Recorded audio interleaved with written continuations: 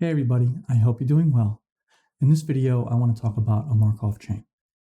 A Markov chain is a process in which we can determine the next outcome based off of previous outcome. An example that I want to look at here is about television viewers. In the beginning, we have 40% of the viewers that are watching station X and 60% of the viewers watching station Y. Now, subsequent surveys, we found out that each week, 15% of the viewers that were watching station X switched to station Y, and 5% of viewers from Y switched to X. So one way we can accomplish doing some future calculations or future predictions is to create a Markov matrix. Now, the big question is here, what is the long-term behavior of these viewers? Well, I'm going to set this up.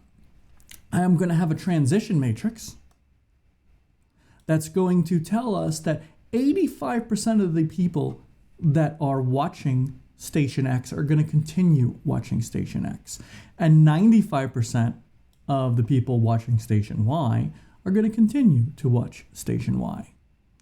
And our initial state, 40% are watching station X and 60% are watching station Y.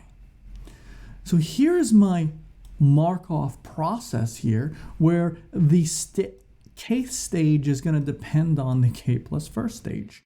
So one thing I can do is look at what happens in week 2, what happens in week 3, and so on.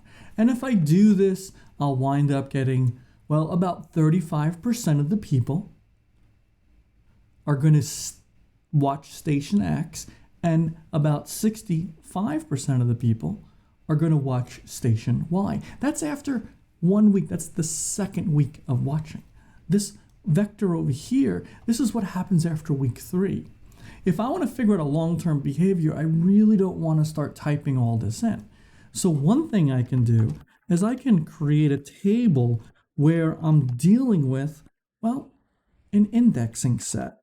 And I is going to go from, I need a lowercase I here, my bad, is going to go from the first week all the way out to, say, let's say the 50th week. Now, one of the things that we're going to have here, there's going to be a lot, whoops, I made a mistake. There's going to be a lot of output here. And now what is all this?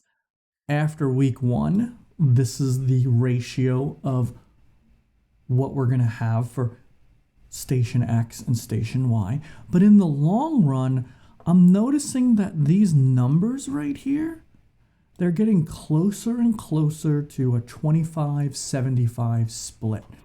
In fact, if I go out to 100, well, we're going to have rounding issues at that point, and they're all going to look like 25-75. So how do I know that this is going to happen in the long run? Well, one, I just calculated a whole bunch of things.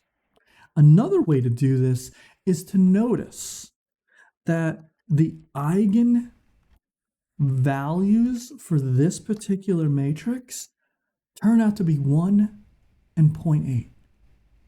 Now, what happens in the long run with the eigenvalues as I raise them to powers? Well, the 1 stays as 1, but the 0.8 goes to 0. So what I would like to do, I'm going to investigate this. I'm going to look at the, if I can spell this, an eigenvector of A. Now, the eigenvectors of A, well, this one here, the first one, that's associated with the eigenvalue of 1. And this one is associated with the eigenvalue of 0.8. Now, what's the dominant eigenvalue here? Well, that's going to be the 1. The 0.8, that's eventually going to disappear as I do more and more iterations of this. So what I want to do is take this vector right here, and I don't want to normalize it. Normalize means get length 1. What I want to do is make this into a probability vector. I want the sum of the terms to be equal to 1. There's several ways to do this. So I'm going to set this up so I can do this in, well, I'm in more of a, how should I put it, a more usable, reusable fashion. So I'm going to talk about creating two vectors, EV1 and EV2. So EV1 is going to be this one, and this is the only one that I want to focus on. So I'm going to take EV1, got to get to a new line. I want to take EV1 and I want to divide it by the total sum of everything in here. One way to do that is to use, well, a command called total. And what total is going to do is going to add everything up. So if I do this, what I'll notice is that now I have a vector. This is still an eigenvector. And actually, I can show you this really quickly. Let me copy this. And I am going to multiply it. Well, one of the issues with copy and pasting, sometimes we have some floating point issues. So I will bring this back to 0.25 and 0.75. If I do this calculation, what should happen is I get the same vector back. That means I have a steady state solution with a 25-75 type ratio.